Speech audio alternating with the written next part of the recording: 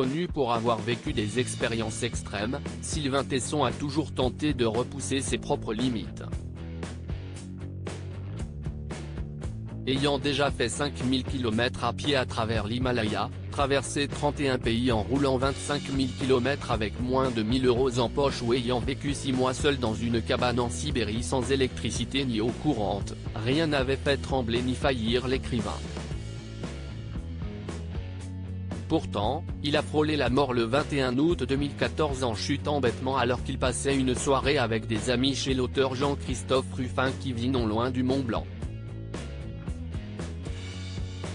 Alors qu'il célébrait la sortie de son livre Bérésina, l'écrivain habitué à escalader sans protection montagne, immeubles et églises était tombé d'un gouttière alors qu'il venait d'escalader le bâtiment.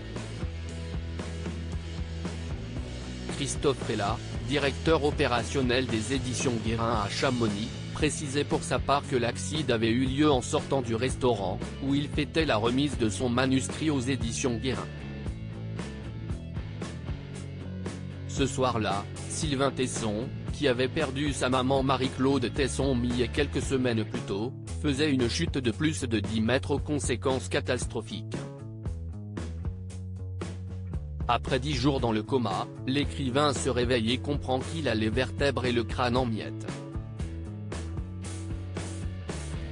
Sourd d'une oreille, il a également perdu le goût et un côté de son visage est paralysé.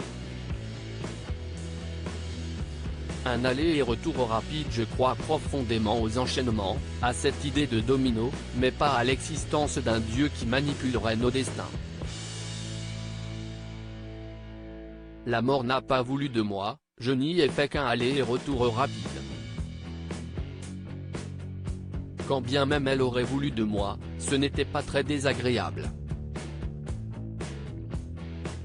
Cet accident m'a conforté dans l'idée qu'il faut absolument aller chercher la mort violente, le fantasme collectif de mourir dans son lit au terme de longues souffrances éventuelles, est une horreur, avait confié l'écrivain à l'Express en 2015. Après plusieurs mois de convalescence, il était réapparu dans l'émission On n'est pas couché, France 2. Venu avec des lunettes de soleil noires, l'écrivain encore faible se tenait parfois à la bouche pour mieux articuler. Soulagé de constater que son invité était de nouveau sur pied après ce terrible accident, Laurent Ruquier n'avait pas caché avoir été très inquiet pour lui.